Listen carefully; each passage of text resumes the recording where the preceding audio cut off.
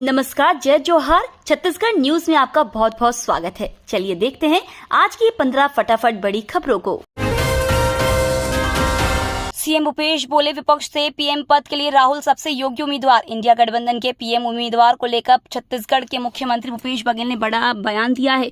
उन्होंने कहा कि सभी दल मिलकर क्या तय करेंगे मुझे नहीं पता, लेकिन उन्हें विश्वास है कि इसके लिए राहुल गांधी ही सबसे योग्य व्यक्ति हैं। साथ ही नक्सलवाद से निपटने को लेकर उन्होंने कहा कि हमारे यहाँ नक्सलवाद से लड़ने के लिए अलग अलग राजनेताओं की अलग अलग नीतियां रही हैं।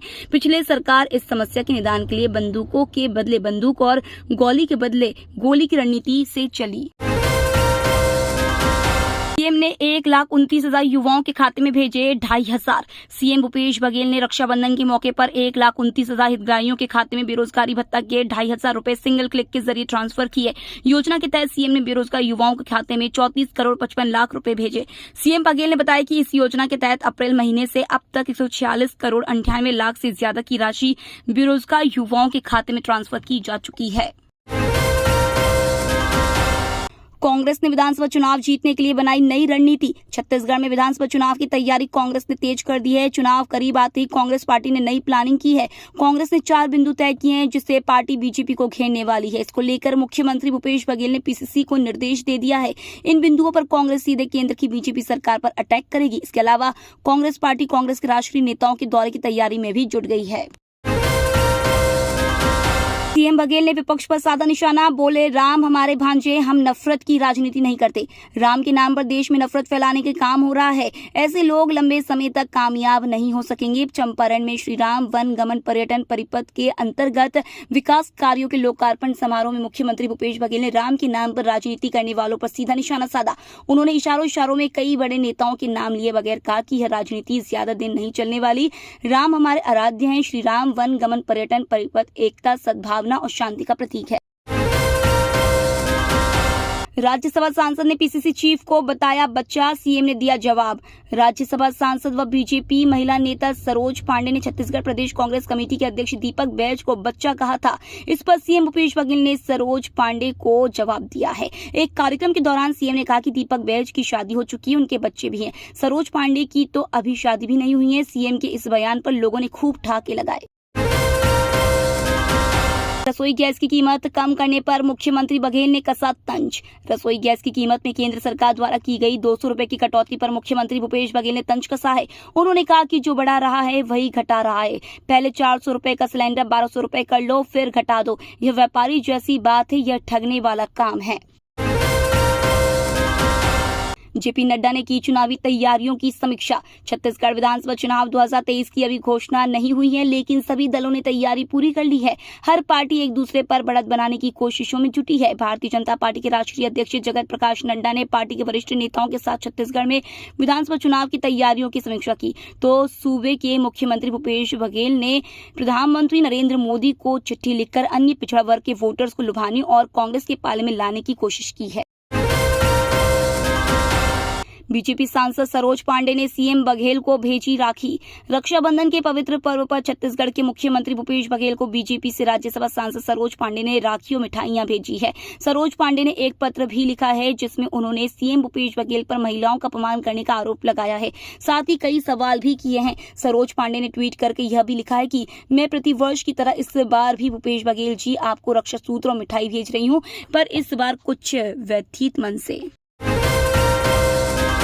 सुप्रीम कोर्ट ने शिक्षक भर्ती में बीएड वालों की काउंसलिंग पर लगी रोक हटाई। सुप्रीम कोर्ट ने सहायक शिक्षक भर्ती में बीएड अभ्यर्थियों की काउंसलिंग और अंतिम चयन सूची जारी करने पर हाईकोर्ट की ओर से लगाई गई रोक को हटा दिया है। शीर्ष कोर्ट ने हाईकोर्ट का फैसला पलटते हुए कहा कि इस स्तर पर भर्ती की प्रक्रिया में बाधा पैदा करना सही नहीं होगा। हालांकि जस्टिस एएस बोपन्ना और जस्टिस प्रशांत कुमार मिश्रा की पीठ ने स्पष्ट किया है कि इस प्रक्रिया के तहत की गई नियुक्तियां हाईकोर्ट द्वारा याचिका पर दिए जाने वाले फैसले के अधीन ही होगी।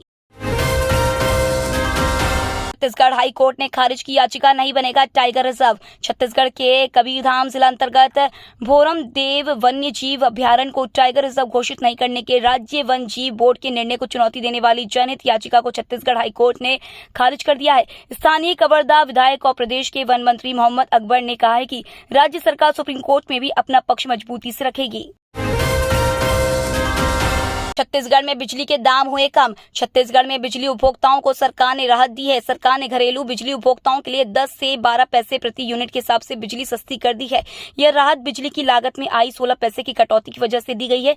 एनटीपीसी की बिजली में 7.87% और अंतर्राज्यीय स्रोतों से प्राप्त बिजली की दरों में 2.67% की कमी हुई है। इसकी वजह से बिजली के दाम कम हुए हैं।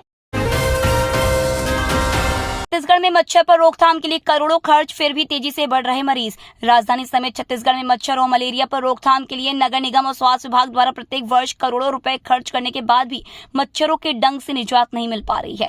राजधानी में अब तक डेंगू संक्रमित 4 लोगों की मौत हो चुकी है। हालांकि स्वास्थ्य विभाग इससे इनकार कर रहा है। शहर के हर वार्ड से डेंगू के मरीज सामने आ रहे हैं। रायपुर नगर निगम की ओर से प्रत्येक वर्ष मच्छरों के उन्मूलन पर करीब 2 करोड़ रुपए खर्च किए जाते हैं। छत्तीसगढ़ में बियर बेचने की परमिशन से सोम डिस्टिलरी के शेयरों में उछाल। शेयर बाजार के कामकाज में सोम डिस्टिलरीज के शेयरों में 2.76% की तेजी दर्ज की जा रही थी और यह 320 रुपए के लेवल पर पहुंच गए। करीब 2047 करोड़ रुपए के मार्केट कैप वाली सोम डिस्टिलरीज के शेयरों का 52 हफ्ते का उच्च स्तर 365, जबकि 52 हफ्ते का निचला स्तर 87 रुपए है। सोम डिस्टिलरीज के शेयरों ने पिछले 6 महीने में निवेशकों को 181% का रिटर्न दिया है और इसके शेयर 114 रुपए से 320 के लेवल पर पहुंच चुके हैं।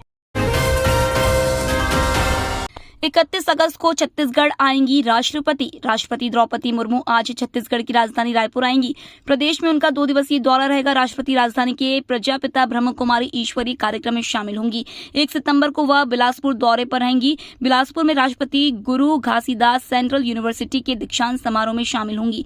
प्रजापिता ब्रह्म कुमारी ईश्वरीय विश्वविद्यालय के वार्षिक परियोजना सकारात्मक परिवर्तन वर्ष का छत्तीसगढ़ में शुभारंभ करने राष्ट्रपति रायपुर आएंगी।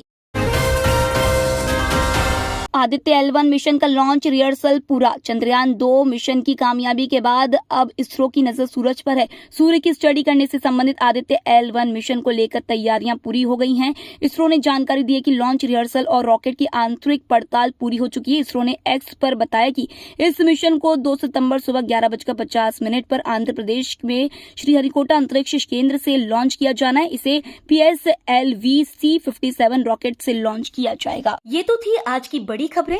डेली खबरों से अपडेट रहने के लिए चैनल सब्सक्राइब करना बिल्कुल ना भूलें। धन्यवाद।